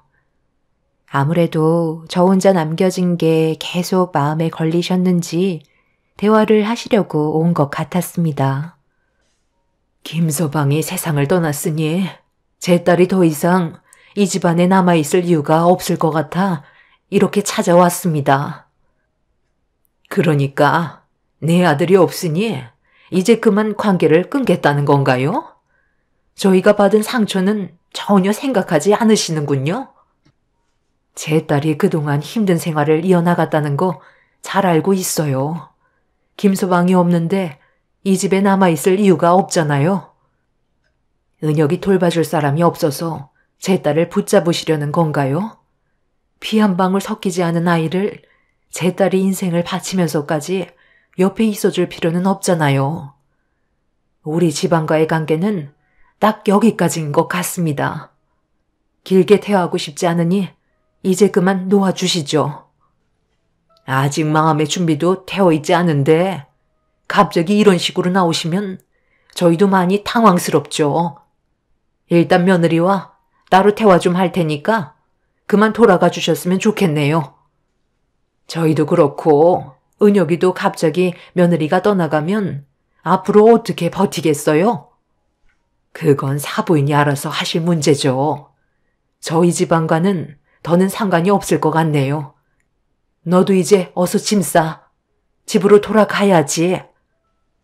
시모는 저를 보내줄 수 없다면서 엄마와 쉬지 않고 대화를 주고받았습니다. 결국 시모가 끈질기게 저와 둘만의 시간을 만들고 싶다며 따로 방으로 데리고 갔어요. 그리고 저에게 간절히 부탁하며 눈물을 흘리셨습니다. 시모도 하나뿐인 아들이 갑자기 세상을 떠난 거 너무 마음이 아프다며 천천히 정리할 수 있는 시간을 달라고 부탁을 했어요. 저도 은혁이와 함께 보낸 시간이 적지 않았기 때문에 아무런 감정 없이 등을 돌리고 인연을 끊는다는 건 저로서도 쉬운 결정은 아니었어요. 은혁이를 진심으로 내 아들처럼 키웠기 때문에 많은 정이 들었었죠. 그래서 조금 더 생각할 시간이 필요했고 시댁에 찾아온 저희 부모님께 최대한 빨리 정리하고 돌아가겠다고 좋게 설득시킨 뒤에 돌려보냈습니다. 시댁 집안에 남아있는 남편과 함께했던 모든 것들을 정리하면서 앞으로 어떻게 해야 될지 잠 한숨 못 자고 고민을 하고 있는데 저를 거실로 부르셨고 아가씨들도 한자리에 모여서 심각한 표정으로 대화를 이어나가기 시작했네요. 내 아들이 세상을 떠났으니 아무래도 재산 문제가 제일 큰 일일 텐데 네가 법적으로 배우자로 등록되어 있는 만큼 너한테 내 아들 재산의 절반이 넘어가겠지만 나는 그걸 받아들일 수 없을 것 같다. 고생은 내 아들이 했는데 왜 너는 힘 하나 들이지 않고 그 많은 돈을 가져가야만 하는 거지? 앞으로 우리 먹고 살기에도 막막할 텐데 너는 입이 하나지만 우리는 입이 몇 개니? 훨씬 많잖아. 너는 은혁이를 아들처럼 생각한다며. 그럼 네가 평생 끼고 살거라. 그럼 내가 너한테 들어가는 재산 건들지 않으마. 그리고 우리 집에서 생활해야 된다. 어찌됐든 우리 집 며느리로 들어왔으면 이 집에서 뼈를 묻어야 하지 않겠니? 그렇게 하기 싫다면 너한테 넘겨질 재산 전부 다 토해내고 은혁이만 데려가는 걸로 해라. 어머님, 그건 너무 억지잖아요. 한마디로 그냥 이 집에서 어머님 수발 들면서 살라는 말인데 제가 지금 상황에서 왜 그렇게 해야 되죠? 왜 제 입장은 한 번도 생각해주지 않는 거예요? 저한테 부탁을 하셔도 모자랄 판에 억지를 부리시면 되겠어요? 시모는 무조건 시댁에서 살길 원했어요. 남편이 세상을 떠났으니 모든 집안 잡일은 저에게 시키려는 게 눈에 훤히 보였습니다. 결국 조금도 조율되지 않고 서로 목소리만 높아지자 시모는 저와 은혁이가 필요 없다며 저에게 한 푼의 재산도 넘겨주지 않을 거라고 멱살을 잡은 채 문 밖으로 끌고 가기 시작했어요. 은혁이는 제가 시모에게 끌려가는 모습을 보고 무슨 상황인지 알지도 못한 채 뒤따라오고 있었네요. 아가씨들도 합세에서는 저를 뒷산 야산에 내버렸고 추운 겨울날 신발 하나 신지 못하고 쫓겨나 버리게 되었습니다. 무슨 짓이냐고 고래고래 소리를 지르자 저보고 재산 한 푼 줄 수 없다며 은혁이와 함께 남편의 뒤를 따라가라는 충격적인 말을 꺼낸 뒤 아가씨들과 집으로 돌아갔습니다. 결국 시모는 남편의 재산이 저에게 넘어가는 걸 보고 싶지 않아 눈이 수북이 쌓인 야산으로 저와 은혁이를 끌고 온 거였어요. 그동안 제가 했던 행동들에 대해 시댁 식구들은 조금도 고마워한 적이 없었던 거였네요. 일단 살고 봐야 할 것 같아 추위에 떨고 있는 아들과 함께 산에서 내려와 지나가는 차량에게 도움을 청한 뒤 경찰서로 향했어요. 저와 아들에게 했던 행동은 용서받지 못할 짓이었고 시집 식구들이 원하는 대로 두고 싶지 않았습니다. 그렇게 경찰서에 도착을 한 뒤에 일단 저희 부모님과 연락을 취한 다음 곧바로 시댁에 들어가지 않았어요. 저희도 어느 정도 법적인 조치를 취해야 할 것 같아 일단 친정으로 향했습니다. 부모님께서는 시댁 식구들이 저한테 했던 행동들에 대해 분노하셨고 도저히 용서해 줄 수 없는 행동이라고 분을 삭히지 못하셨어요. 결국 다음날 아침에 부모님은 저와 은혁이를 데리고 시댁으로 다시 향했습니다. 엄마는 이성을 잃은 아빠가 안 좋은 행동을 할까봐 불안하셨는지 경찰에 신고를 한 뒤에 시댁으로 와주길 경찰들에게 부탁을 하셨네요. 그렇게 시댁에 도착한 뒤 아빠는 동네가 떠나갈 정도로 문을 두드리셨는데 아무도 문 밖으로 나오지 않았어요. 그리고 때마침 경찰들도 전날에 있던 상황을 알고 있었기 때문에 조사를 하기 위해 시댁 식구들을 불렀습니다. 집안에 불이 켜져 있고 누가 봐도 집안에 있는 걸 아는데 아무도 나오려 하지 않았어요. 제가 다시 들어올까봐 비밀번호까지 바꿔놔서 들어갈 수 있는 방법이 없었죠. 이 집은 저에게도 권리가 있기 때문에 열쇠공을 불러 강제로 문을 열은 뒤 집 안에 들어서자마자 충격적인 광경이 눈앞에 펼쳐지게 되었네요. 시댁 식구들이 전부 거품을 물고 쓰러져 있었고 경찰은 급하게 119에 신고를 한 뒤 창문을 전부 다 활짝 열었습니다. 저희는 영문도 모른 채 쓰러져 있는 시댁 식구들을 보면서 발만 동동 구르고 있는데 경찰이 일산화탄소에 중독된 것 같다는 충격적인 말을 꺼내셨네요. 잠시 뒤 구조대가 도착해서 응급조치를 시도했지만 이미 아가씨들은 세상을 떠난 상태였고 시모는 겨우 숨이 붙어 있었지만 깨어나진 못하고 있었네요. 단 하루 사이에 엄청난 일이 펼쳐져서 저희 가족도 많이 당황스러웠었죠. 결국 아가씨들은 장례를 치러야만 했고 시모는 중환자실에서 숨만 붙어 있는 상태로 누워만 있는 상태였네요. 국가수에서 감식 결과 붉은색 반점들이 팔과 얼굴 쪽에 뜨문뜨문 흔적이 발견되었고 보일러 배관에 문제가 생긴 걸 추가적으로 확인하게 되면서 일산화탄소 중독이 확실하다는 판결이 나오게 되었어요. 그렇게 시모는 깨어나지 못한 채 식물인간 상태로 병원에 한참 동안 누워있다가 몇 달 전에 결국 뇌사 상태에 빠지게 되었고 세상을 떠나게 되는 안타까운 결과를 맞이하게 되었네요. 그렇게 시모도 장례를 치른 뒤 보내드렸지만 한편으로는 씁쓸하네요. 만약 저도 그때 함께 있었다면 지금 저와 아들은 이 세상 사람이 아니었겠죠. 정말 상상도 못한 일이 펼쳐졌지만 어떻게 보면 본인들의 업보라고 생각합니다. 제 곁에는 은혁이 하나 남았네요. 앞으로 저희 가족이 행복하게 잘 살았으면 좋겠어요. 비록 정신장애가 있지만 제 아들도 분명 좋아질 수 있는 날이 찾아오겠죠.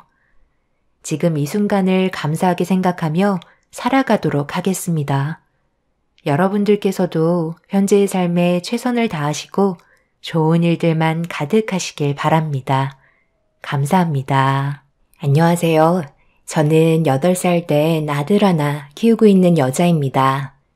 그동안 제가 받았던 아픔을 그 사람들은 아무렇지도 않게 행동하면서 슬퍼하는 저를 보고 즐거워하는 삶을 살았었지만 지금은 상황이 180도 바뀌게 되었네요. 남편과 결혼을 하자마자 눈에 넣어도 아프지 않을 아이가 제 품 안에 들어왔고 세상의 모든 걸 다 가진 것 같은 느낌이었어요. 하지만 제가 아이를 무사히 출산했다는 기쁜 소식을 새 형님들만 안 좋게 받아들이고 있었어요. 그 이유는 새 형님들은 전부 다 딸을 낳았지만 저만 시댁 집안에서 첫 아들을 볼 수 있었거든요. 그렇게 되다 보니 시부모님의 관심과 사랑이 전부 저에게로 돌아와서 그런지 새 형님들은 그런 모습을 보고 안 좋은 시선으로 질투를 하셨어요.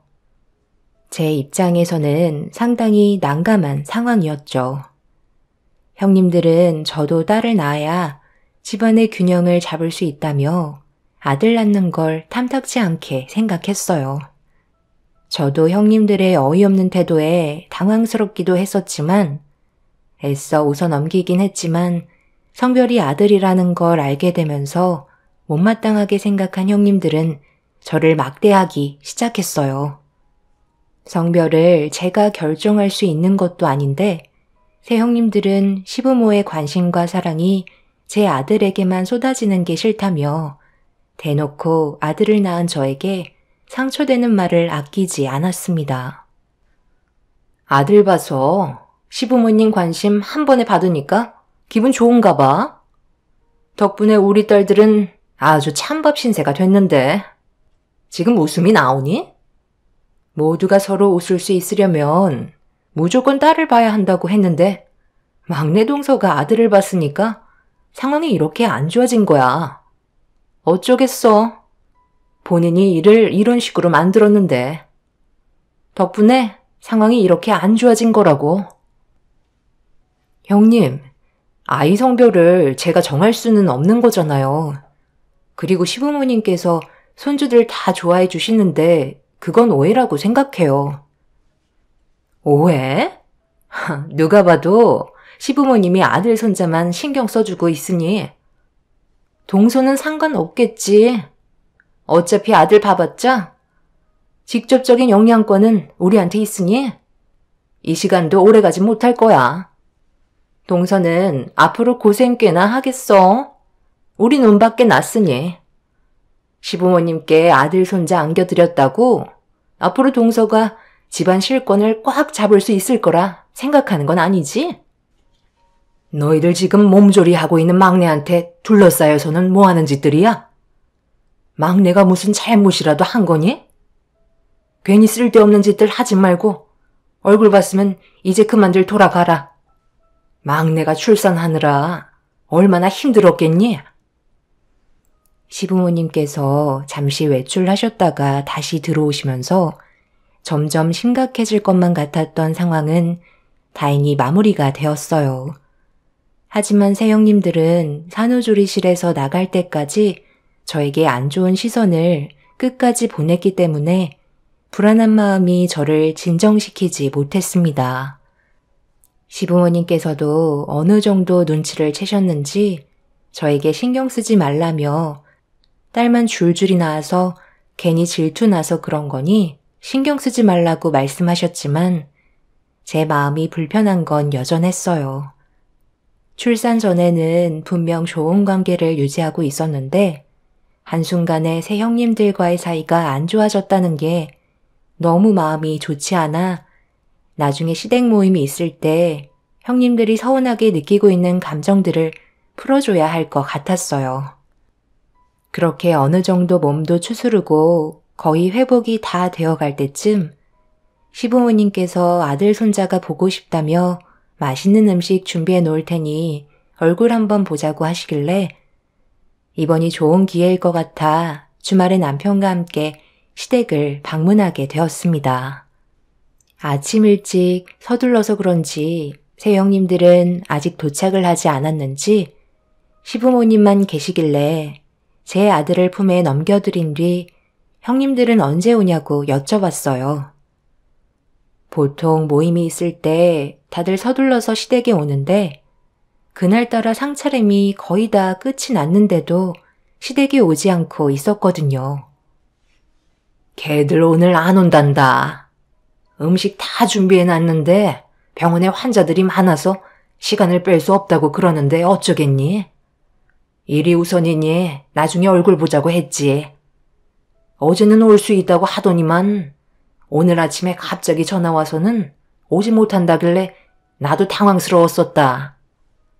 저녁에 시간 되면 그때라도 온다고 했으니까 너무 신경 쓰지 말고 상 다 차려놨으니 밥부터 먹자. 걔들 안 봐도 뻔하지. 막내가 아들 낳았으니 배 아파서 안 오는 거잖아. 괜히 싫은 소리 듣는 것보다 오지 않는 게 스트레스 안 받고 좋으니까 그냥 우리끼리 시간 보내도록 하자고. 서로 얼굴 붉혀봤자 내 손자한테 안 좋은 모습만 보여줄 거 아니야? 여지껏 우리가 아들, 딸 안 가리고 손녀들을 얼마나 이뻐했는데 이런 것 가지고 토라지면 되겠어? 한두 살 먹은 나이도 아니고 의사인 며느리들이 참 잘하는 짓이다. 밥 다 식겠다. 어서 들거라. 아들, 뭐하고 있어? 빨리 오지 않고. 그녀한테 전화가 와서요. 오늘 저녁에도 못 올 것 같다네요. 아무래도 병원 일이 다들 바쁜가 봐요. 이럴 때는 의사보다 너처럼 사업하는 게 속 편하다니까. 쉴 땐 쉴 수 있고 사장이니 누가 뭐라 하겠어? 저번 산후조리실에서 새 형님들이 저에게 함부로 대했던 행동들을 보고 기분이 많이 상하셨는지 그날만큼은 형님 내외 식구들 얼굴을 보고 싶어 하지 않으셨습니다.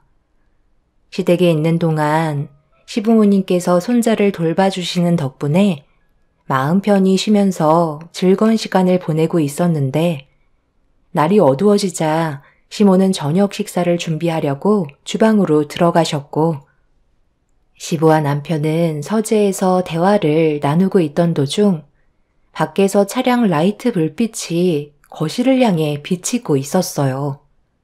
그때부터 제 심장 박동수가 빠르게 올라가기 시작하고 있는데 현관문을 열며 새 형님 네 분들이 줄지어 들어오고 있었네요.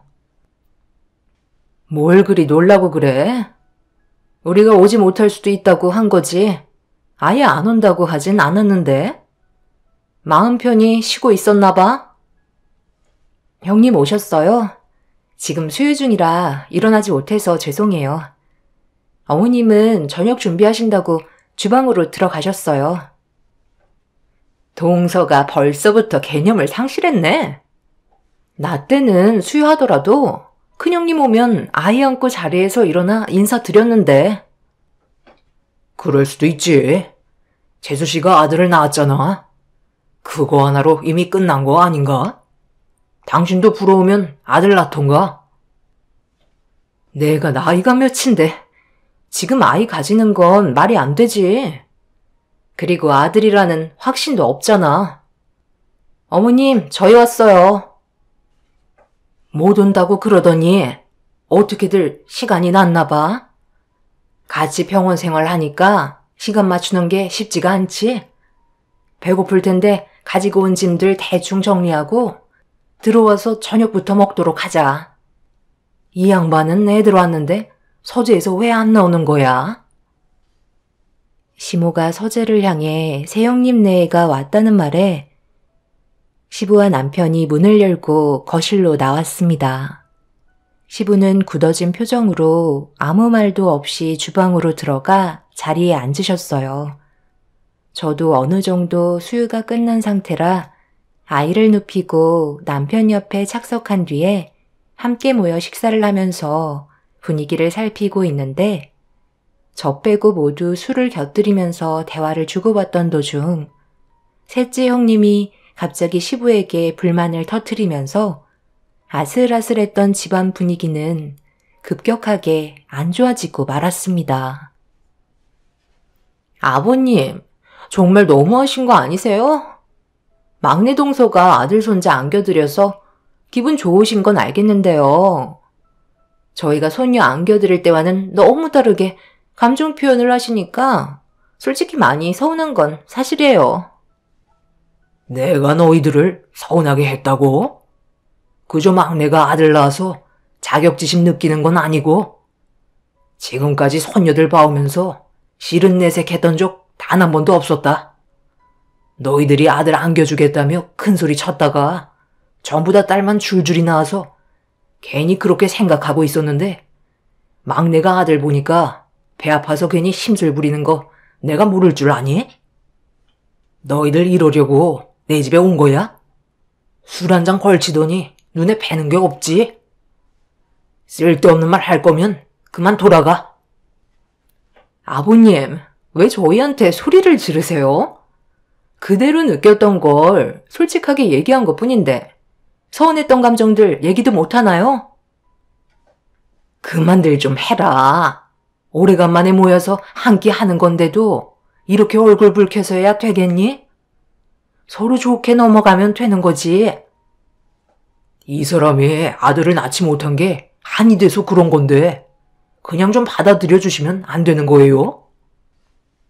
가족들과의 불화가 전부 다 저 때문에 이렇게 된 것 같아 마음이 좋지 않았고 식사 자리가 너무 불편하게만 느껴졌어요. 남편은 분위기가 점점 안 좋아지기 시작하자 저를 아이가 있는 방으로 데려갔어요. 방 안에 있던 저는 밖에서 들리는 시부모님과 형님 네들이 싸우는 목소리를 듣고 있는데 분위기는 심상치 않았고 이렇게까지 심각해질 거라곤 전혀 생각하지 못했었어요. 그렇게 한바탕 난리가 난 뒤에 시부가 형님 네들을 전부 다 내쫓아 버렸습니다. 큰 아주버님은 차라리 얼굴 안 보고 사는 게 속 편할 것 같다며 2번 다시 오지 않겠다는 말을 꺼내고야 말았네요. 거실이 조용해지면서 방문을 열고 나와보니 시부모님의 표정은 상당히 좋지 않았고 남편도 한숨만 내쉬고 있었어요. 상황이 안 좋게 흘러가니 저도 어떻게 해야 할지 몰랐습니다. 아들 하나 낳았다고 집안이 이렇게까지 발칵 뒤집힐 정도로 큰 문제를 일으킬지 몰랐었는데 제가 남편과 결혼하기 전부터 시부와 형님들과 좋은 감정이 있는 건 아니었다고 몇 번 들은 적은 있었어요. 이런 상황 속에 제가 중간에 끼어서 갈등을 더 크게 만든 것 같아 마음이 좋지는 않았네요. 그런데 그날 이후 형님네들은 정말 연락을 끊어버렸고 아예 연락조차 되지 않자 시부모님께서도 감정이 많이 상하셨는지 더 이상 전화도 하지 않으셨어요. 병원이 어디인지 알고 있었지만 직접적으로 찾아가지는 않으셨고 저희 부부에게도 형님네가 일하는 곳에 찾아가서 쓸데없이 상처받지 말라고 미리 얘기해 주셨어요. 저도 어차피 아이를 돌봐야 하는 상황이기 때문에 굳이 찾아갈 생각은 없었고 저에게도 상처를 줬던 부분들이 생각나 시부모님이 시키는 대로 가만히 있었습니다. 그렇게 지내다 보니 어느새 1년이라는 시간이 흘러버렸지만 서로의 감정은 1년으로도 쉽게 풀리지 않았어요. 결국 8년이라는 시간이 지나서야 얼굴을 마주하게 되는 날이 찾아오게 되었네요. 안타깝게도 시모의 건강 상태가 너무 좋지 않아 몇 년간 남편이 큰 아주버님부터 시작해서 둘째, 셋째 아주버님에게 연락을 취해봤었지만 만나고 싶지 않다는 통보를 문자로 받아볼 수 있었는데 건강이 심각할 정도로 악화가 되자 그제서야 병실에 전부 모일 수가 있었습니다. 시부모님께서도 형님네가 일하는 병원에는 입원하고 싶지 않으셨는지 다른 병원을 알아보셨어요. 쓸데없이 얼굴 붉히는 걸 원하지 않으셔서 내린 결정이었지만 시모의 건강만 살핀다면 잘한 선택이라고 생각했었네요. 그렇게 시간이 흐르는 동안 끝까지 버티고 모습을 나타내지 않았던 형님들과 8년 만에 얼굴을 마주했을 때 기분은 상당히 좋지 않았지만 그래도 일단 참고 넘어갔었어요. 그런데 8년이 지났어도 형님들은 조금도 달라진 모습을 보여주지 않았어요. 제 아들이 저에게 말을 붙이는데 그걸 본 큰형님이 충격적인 말을 뱉었습니다. 8살이나 됐으면서 또래보다 말이 상당히 늦은 편이네? 애들마다 크는 속도도 다르기 때문에 당연히 말문이 늦게 터질 수는 있겠지만 이 정도일 줄은 꿈에도 몰랐네. 내가 봤을 때 외가 쪽 피를 물려받았나 보네. 동서 외가 쪽이 저항력이라고 하지 않았었나? 많이 배우지 못했으니 당연히 자식들도 출줄이 그 영향을 받았겠지. 안 그래? 이래서 피는 못 속인다고 하는 건가 봐. 어머님, 언제까지 누워만 계실 거예요? 기운 내셔서 털고 일어나셔야죠. 정말 오늘 내일 하시는 거예요? 갑자기 왜 상황을 돌려요? 이 사람한테 지금 당장 사과부터 해야 할 것 같은데요? 외가족 피를 물려받았다는 말을 왜 지금 이 자리에서 해야 하는 건데요? 형수가 잘못하셔놓고 아직까지도 정신 못 차리셨나 봐요. 분위기 파악 못하시는 건 여전하시네요. 이런 식으로 나오니까 저희 부모님께서도 그동안 연락을 안 했었던 거였어요. 얼굴 보셨으면 이제 그만 돌아가시죠. 제가 연락했어요? 먼저 연락해놓고 왜 큰소리 치는 건데요? 어머님 숨 넘어가시는 거 구경하라고 부른 거잖아요. 꼴도 보기 싫으니까 당장 내 눈앞에서 사라지지 못해? 조금이라도 정신을 차렸을 줄 알았는데 너희들은 얼굴 안 보고 사는 게 속 편할 것 같다.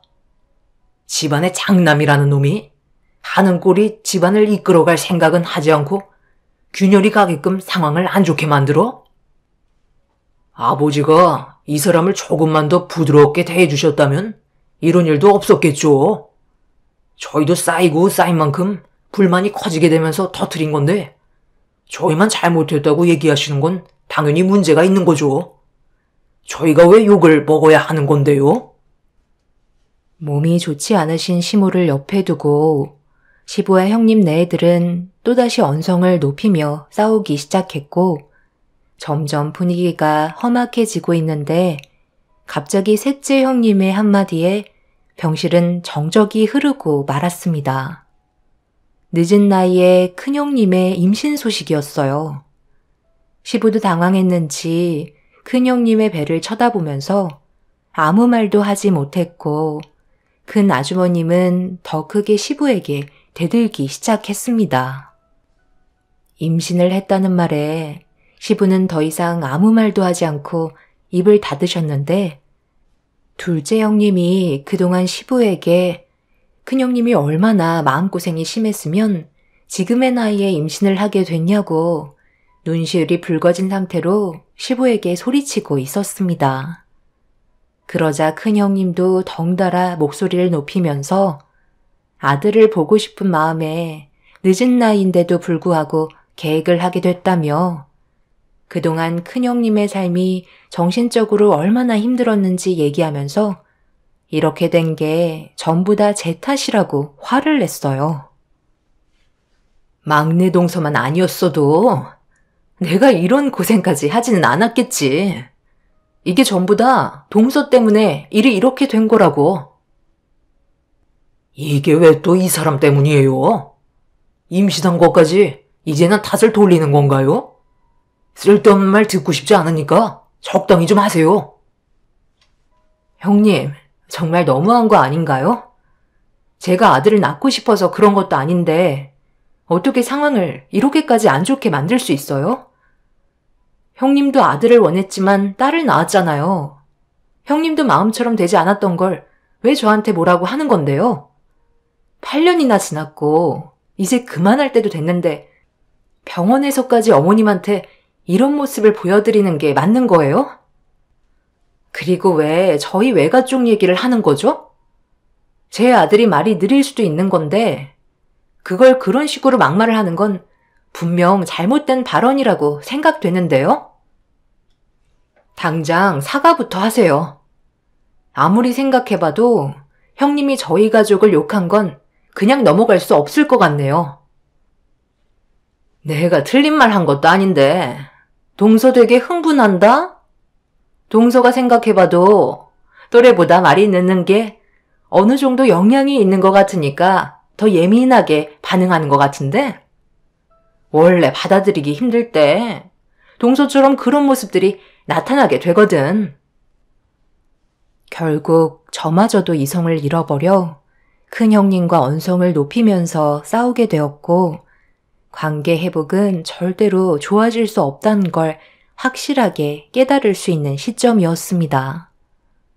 그렇게 병실에서 한바탕 난리가 난 이후에 형님네 애들은 돌아갔지만 병실에 남아있는 저희 부부와 시부모님은 정신적으로 많이 힘든 상태였어요.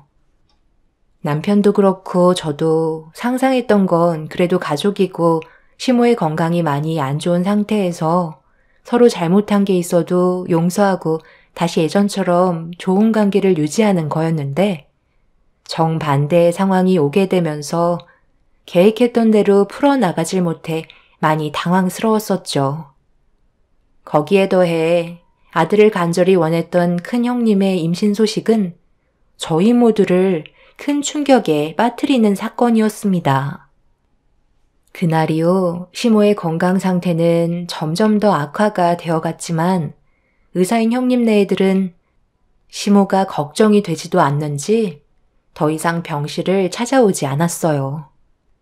남편은 가족들이 시모가 세상을 떠나야 장례식에 올 것 같다며 지금의 상황들을 답답해하길래 저 또한 이런 관계를 평생 동안 유지하는 건 문제가 있다고 생각했기 때문에 어떻게 하면 해결할 수 있을지 고민을 안 할 수가 없었어요.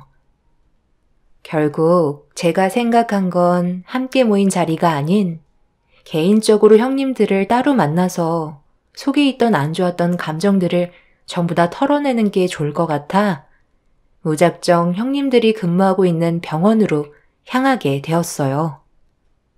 이 모든 게 저 때문에 생기게 된 상황이라고 했으니 제가 바로잡을 수 있으면 부딪혀 보고 싶었습니다. 그렇게 병원에 도착해서 형님들이 담당하고 있는 진료 상담실이 어디인지 확인해 보기 위해 안내 데스크로 걸어가고 있는데 새 형님이 때마침 어디론가 급하게 걸음을 옮기길래 저도 그 뒤를 따라가던 도중 이상한 한마디를 듣게 되면서 저도 모르게 몸을 움츠린 채 모든 걸 엿듣고 말았습니다. 숨죽이면서 새 형님들에게 듣게 된 말은 저에게 엄청난 충격을 안겨주었고 말도 안 되는 사실을 어떻게 처리해야 할지 몰라 일단 급하게 다시 집으로 돌아올 수밖에 없었네요. 그때 제 귀로 들었던 새 형님들이 나눴던 대화는 온몸에 소름이 돋을 정도로 엄청난 사건이었기 때문에 단순하게 처리할 문제는 아니었어요. 가족 모두를 속이고 있는 말도 안 되는 충격적인 사건이었죠. 새 형님들이 나누던 대화 속에 모든 걸 한순간에 무너뜨릴 결정적인 단서는 있었지만 저 혼자 감당하기에는 엄청난 일이라 남편에게 이 사실을 숨기지 않고 얘기해야만 했어요. 한참 동안 듣고 있던 남편도 사색이 된 얼굴로 입을 다물지 못했고 많은 고민에 빠졌는지 쉽게 결정을 내리지 못하고 있었어요. 시부에게도 이 사실을 알려야만 될 정도로 엄청난 일이었지만 연세가 있으신 터라 혹시라도 쓰러지실까봐 그게 걱정이 되었던 거죠. 한참 동안 고민을 하던 남편은 그래도 시부께서 모든 걸 아셔야만 정리가 될 수 있을 것 같다며 전화로 얘기하는 것보다 직접 시부의 얼굴을 보고 설명드리는 게 좋을 것 같아 다시 병원으로 향했고 시모를 간호해주고 계신 시부께 따로 자리를 만들어 남편이 심각한 상황을 전부 다 설명해 나갔어요. 시부 역시 경악을 금치 못했고 조용히 넘길 수 있는 문제는 아니라면서 일정대로 진행하기로 계획을 하게 되었습니다. 결국 저희 부부와 시부는 새 형님 네애들의 일정이 잡혀있는 의료진 세미나 장소로 가게 되었고 새 형님은 저를 보자마자 당황한 눈빛을 보이면서 급하게 제가 있는 곳으로 달려왔네요. 지금 여기가 어딘 줄 알고 찾아온 거야? 할 말이 있으면 전화를 하면 되잖아. 빨리 안 돌아가?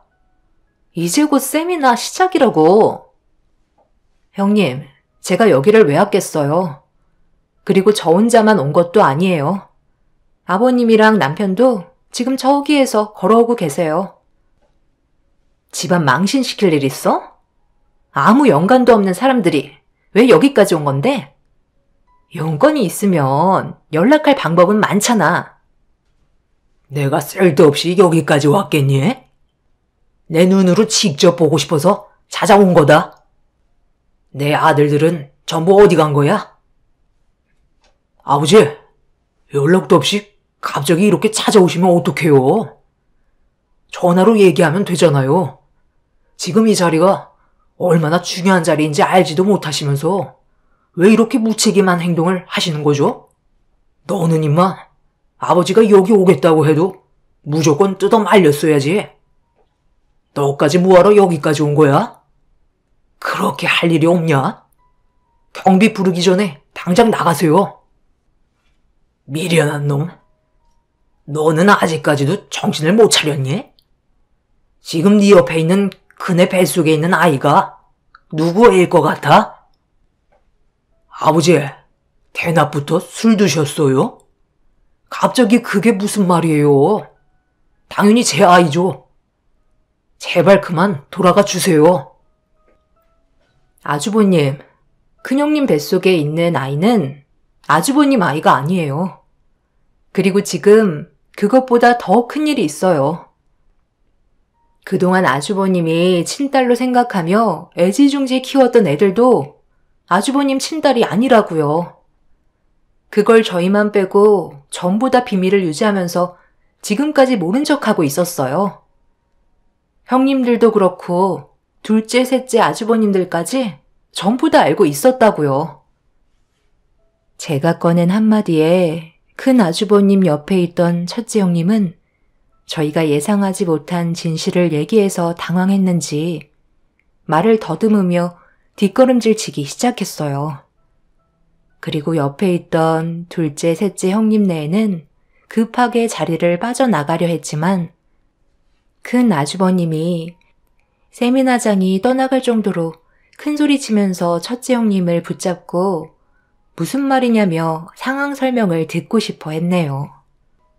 첫째 형님은 저희가 헛소리 한다며 그 자리를 빠져나가려 했지만 아주버님이 강하게 붙잡고 화를 내기 시작하자 세미나장 주변에 있던 다른 의사분들이 웅성거리면서 모여들기 시작했고 이성을 잃어버린 아주버님이 형님을 바닥으로 패대기 친 순간 갑자기 의사들 사이를 비집고 넘어진 형님을 부축한 의사가 형님의 몸 상태를 살피면서 부축해 주었네요.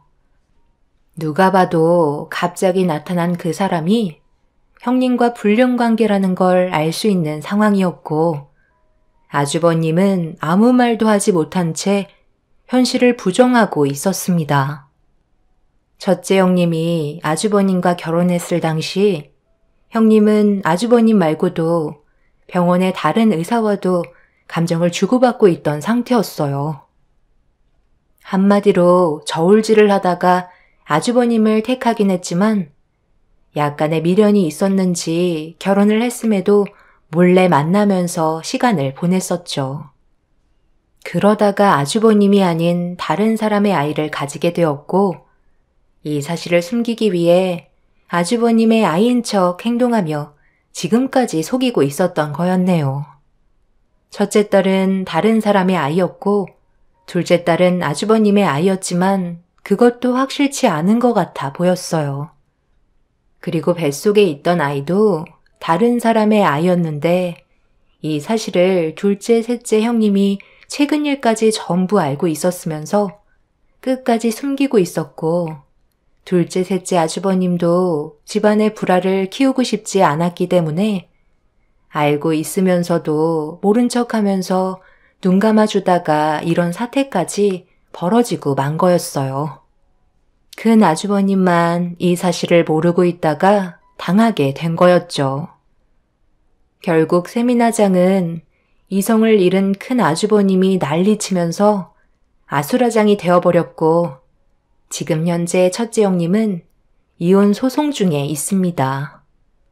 이렇게 심각한 상황을 그동안 숨기고 있었던 둘째, 셋째 형님 네애들도 시부가 2번 다시 눈앞에 나타나지 말라며 인연을 끊어버린 상태이지만 문제는 큰 아주버님이 받은 정신적 충격이 너무 큰 상태입니다. 그동안 자기 딸처럼 생각했던 자식들이 그래도 자기 친딸이 있을 줄 알았는데 첫째 딸도 그렇고 둘째 딸도 아주버님과 유전자가 불일치로 나와 버렸네요. 전부 다 함께 병원 생활을 했던 동료 의사의 유전자와 일치한다고 판정이 나와 버렸어요.